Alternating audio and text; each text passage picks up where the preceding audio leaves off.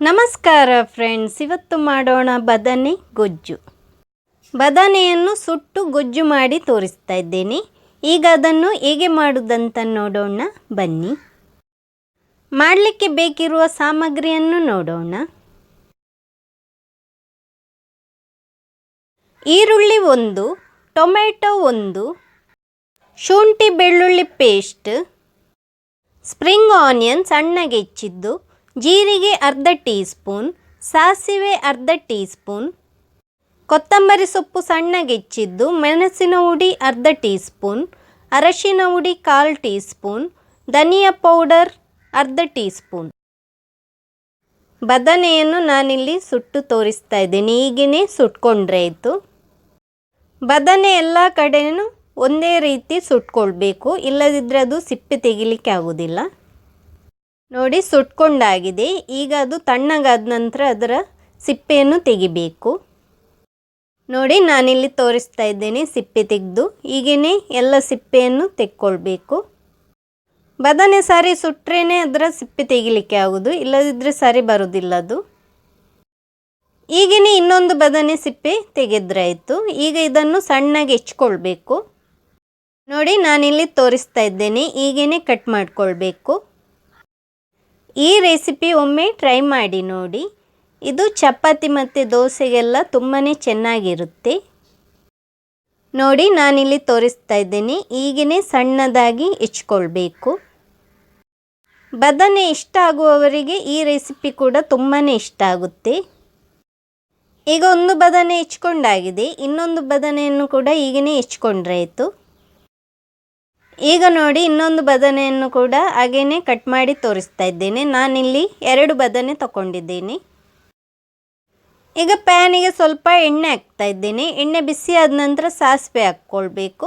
ಸಾಸಿವೆ ಸಿಡಿದ ನಂತರ ಜೀರಿಗೆ, ಈರುಳ್ಳಿ ಹಾಕ್ತಾ ಇದ್ದೇನೆ. ನಾನಿಲ್ಲಿ ಸಣ್ಣಗೆ ಹೆಚ್ಕೊಂಡಿದ್ದೇನೆ ಈರುಳ್ಳಿ. ಅದನ್ನು ಸ್ವಲ್ಪ ಹೊತ್ತು ಹುರ್ಕೊಳ್ಬೇಕು. ಈರುಳ್ಳಿ ಸ್ವಲ್ಪ ಕಲರ್ ಚೇಂಜ್ ಆಗಬೇಕು, ಅಷ್ಟರ ತನಕ ನಾವು ಹುರ್ಕೊಳ್ಬೇಕು. ಈಗ ಟೊಮೆಟೊ ಹಾಕ್ತಾ ಇದ್ದೇನೆ. ಟೊಮೆಟೊ ಕೂಡ ಸಣ್ಣಗೆ ಹೆಚ್ಕೊಳ್ಬೇಕು. ಟೊಮೆಟೊ ಮತ್ತು ಈರುಳ್ಳಿ 2 ಬಾಡಿದ ನಂತರ ಅದಕ್ಕೆ ಸ್ಪ್ರಿಂಗ್ ಆನಿಯನನ್ನು ಹಾಕ್ತಾ ಇದ್ದೇನೆ. ಅದನ್ನು ಕೂಡ ಸ್ವಲ್ಪ ಹೊತ್ತು ಹುರ್ಕೊಳ್ಬೇಕು. ಶುಂಠಿ ಬೆಳ್ಳುಳ್ಳಿ ಮತ್ತು ಕಾಯಿ ಮೆಣಸು, 1 ಕಾಯಿ ಮೆಣಸು ಹಾಕಿದ ಪೇಸ್ಟ್ ಹಾಕ್ತಾ ಇದ್ದೇನೆ. ಇದನ್ನು ಕೂಡ ಸ್ವಲ್ಪ ಹೊತ್ತು ಹುರ್ಕೊಳ್ಬೇಕು. ಶುಂಠಿ ಬೆಳ್ಳುಳ್ಳಿ ಪೇಸ್ಟ್ ಹಸಿ ವಾಸನೆ ಹೋದ ನಂತರ ಈಗ ಉಪ್ಪು ಹಾಕ್ಕೊಳ್ತಾ ಇದ್ದೇನೆ. ಹಾಗೆಯೇ ಖಾರದ ಪುಡಿ, ಈಗ ಸ್ವಲ್ಪ ಅರಶಿನ ಹುಡಿ, ಹಾಗೆಯೇ ಸ್ವಲ್ಪ ಧನಿಯಾ ಪೌಡರ್. ಮಸಾಲೆಯನ್ನು ಸ್ವಲ್ಪ ಎಣ್ಣೆಯಲ್ಲಿ ಹುರ್ಕೊಳ್ಬೇಕು. ಮೆಣಸಿನ ಹುಡಿ ನಿಮಗೆ ಖಾರಕ್ಕೆ ಎಷ್ಟು ಬೇಕಂತ ನೋಡ್ಕೊಂಡು ಹಾಕಿದ್ರಾಯಿತು. ನಿಮಗೆ ಖಾರ ಜಾಸ್ತಿ ಇಷ್ಟ ಆಗೋದಾದರೆ ಜಾಸ್ತಿ ಹಾಕ್ಕೊಳ್ಳಿ. ಸ್ವಲ್ಪ ನೀರು ಹಾಕ್ಕೊಳ್ತಾ ಇದ್ದೇನೆ.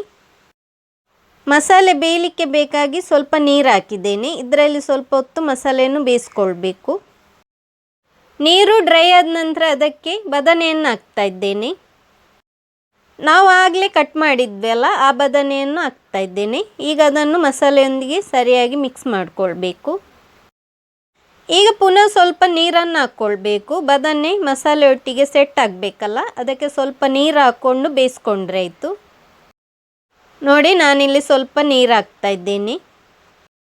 ಈಗ ಇನ್ನು ಬದನೆಯನ್ನು ಸ್ವಲ್ಪ ಹೊತ್ತು ಬೇಯಿಸ್ಕೊಳ್ಬೇಕು. ಬದನೆ ಮತ್ತು ಮಸಾಲೆ ಸೆಟ್ ಆಗುವವರೆಗೂ ಅದನ್ನು ಬೇಯಿಸ್ಕೊಳ್ಬೇಕು. ಒಮ್ಮೆ ಈ ರೆಸಿಪಿ ಟ್ರೈ ಮಾಡಿ ನೋಡಿ, ನಿಮಗೆ ಕೂಡ ಇಷ್ಟ ಆಗ್ಬೋದು.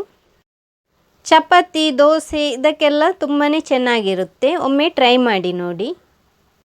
ಈಗ ಕೊತ್ತಂಬರಿ ಸೊಪ್ಪು ಹಾಕ್ತಾ ಇದ್ದೇನೆ. ಸಣ್ಣಗೆ ಹೆಚ್ಚಿದ ಕೊತ್ತಂಬರಿ ಸೊಪ್ಪು ಹಾಕ್ಕೊಳ್ತಾ ಇದ್ದೇನೆ. ಈ ರೆಸಿಪಿ ನಿಮಗೆ ಇಷ್ಟ ಆಗಿದ್ದರೆ ಲೈಕ್ ಮಾಡಿ, ಹಾಗೆಯೇ ಶೇರ್ ಮಾಡಿ. ಬದನೆ ಗೊಜ್ಜು ಹೇಗೆ ಉಂಟಂತ ಕಮೆಂಟು ಮಾಡಿ ತಿಳಿಸಿ. ಚಾನಲನ್ನು ಸಬ್ಸ್ಕ್ರೈಬ್ ಮಾಡದಿದ್ದಲ್ಲಿ ಸಬ್ಸ್ಕ್ರೈಬ್ ಮಾಡಲು ಮರೆಯದಿರಿ. Thank you.